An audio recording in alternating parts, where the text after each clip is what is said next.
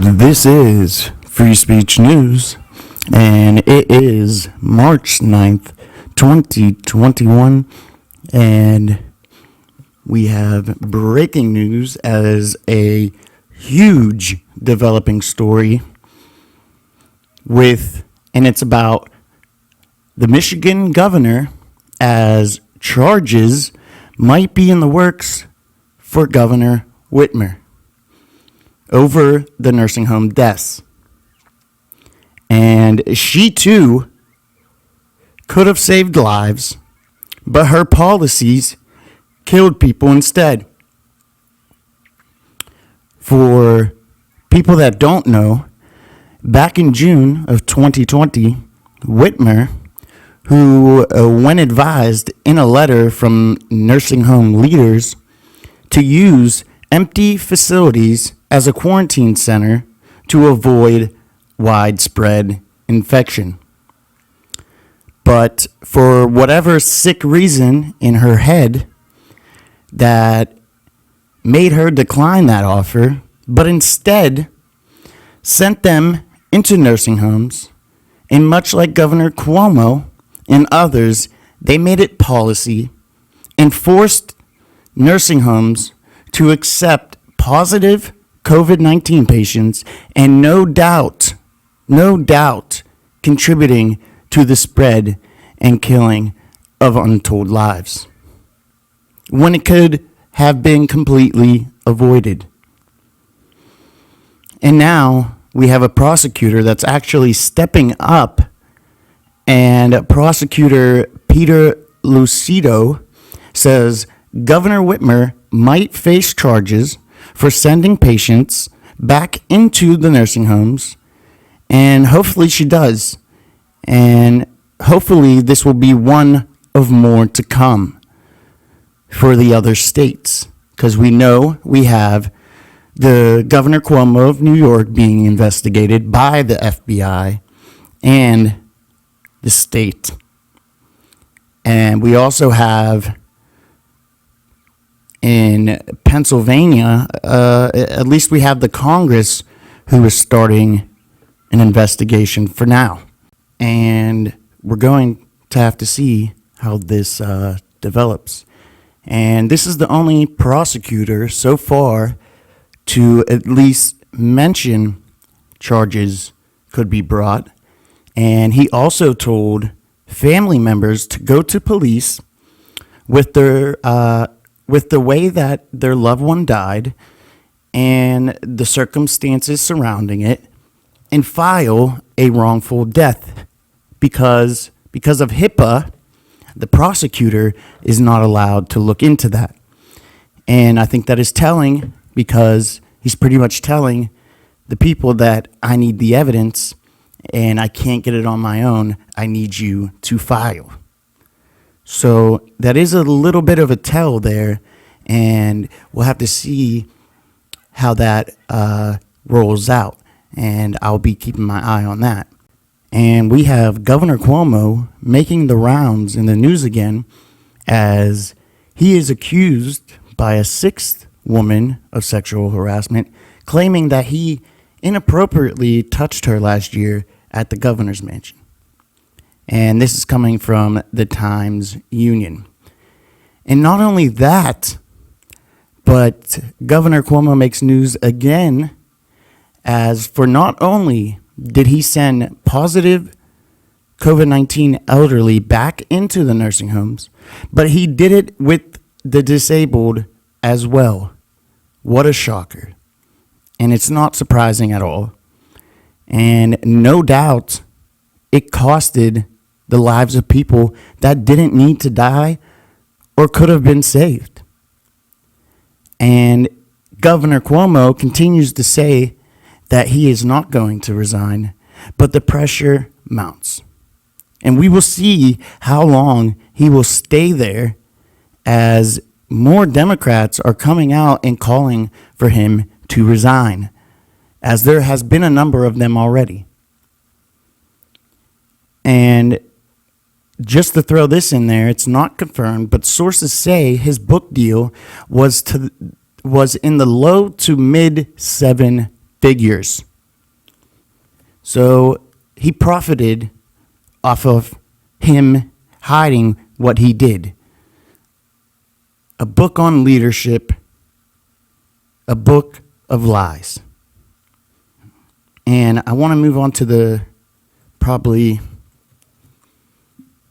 what's going to be happening over the next couple of weeks. And we have the border crisis as Border Patrol agents are shutting down 3 highway checkpoints in Arizona as overwhelmed agents need the assistance at the border. As a crisis is unfolding and hardly anyone is talking about it, and certainly not the mainstream media, and they are literally letting migrants into the United States without COVID-19 tests first. And children in custody has tripled in the past 2 weeks to more than 3,200. Think about that for a second. That is a lot of people. That is a lot of children. And also an estimate so far of around 100,000 people in custody in February alone. 100,000. That's a lot of people they are going to be letting into this country. And they're not deporting them. They are importing them into the United States. And the so-called leaders of the Republican Party are not doing anything. They are not speaking up. They are not making it loud for Americans to know what's going on right now. And this is no doubt going to turn into a humanitarian crisis. As right now, 4,500 to 5,000 illegals are at the border each day. And even in one weekend, they had 10,000 people in custody in one weekend. And this is already out of hand. The Biden administration doesn't seem to care at all. And I hope people who voted for him are happy because this is what you voted for. I mean, tens of thousands of people coming into this country in the middle of a pandemic when people are out of work and trying to open up their businesses again. And it's just sad because, we tried to warn people about this.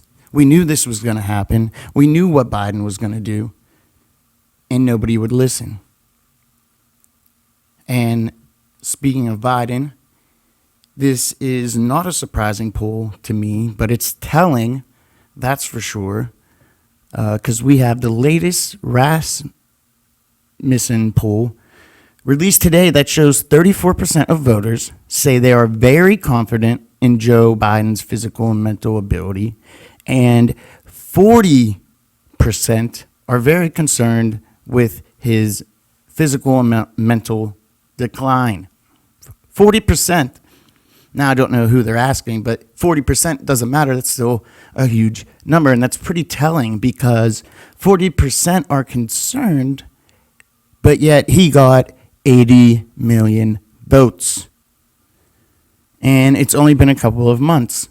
So I guess his voters have turned that quickly.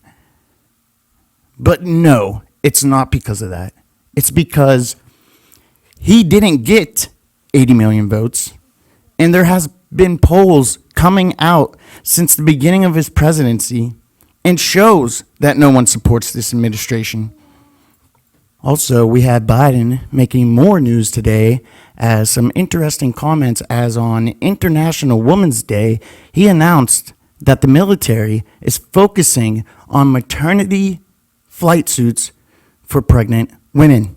And that's an interesting video. And this is right before he forgets the general's name. But this has to be a gaffe. And he has to be reading the wrong thing because this cannot be serious. Yes, it's a good idea, Joe. Let's have our pregnant women flying missions while they are pregnant. And You know they don't care because his administration, and a lot of his supporters support late-term abortion. So why would they care about sending pregnant women on combat missions and other things? And he said, and mind you, in this video, Kamala Harris is there, as always, breathing over his shoulder and to push him away from answering reporters' questions, as we see that happen every single time. And speaking of Kamala Harris and her soon-to-be takeover, future President Kamala Harris taking calls with yet another foreign leader as she spoke to the Prime Minister of Norway while Biden was at a hardware shop avoiding questions. And this is not a one-time deal for Kamala. She has spoken to heads of state, the Prime Minister of Israel, the French President, and the Prime Minister of Canada. So this has been happening since the beginning. And I think this is just ultimately setting up for Kamala Harris to take over. And perhaps, when the 14th Amendment is brought up, they might bring this into the fold and say that Biden couldn't take the calls that she had to speak for them, maybe because of his mental state. And this is going to be continuing, and sooner or later, Kamala is going to take over because Biden is losing his mental capacity every single day, and it's only getting worse. And honestly, it's sad. And for this guy's health, they have to get him away. But either way, with Kamala or Biden, their policies are not good for America. I don't know if Kamala will be worse, but we know she was voted the most liberal candidate or most liberal congressperson, and it might get worse, but I think she's already running the show as we see her talking with leaders of countries, and we'll have to see how this develops. And this is Free Speech News. Until next time.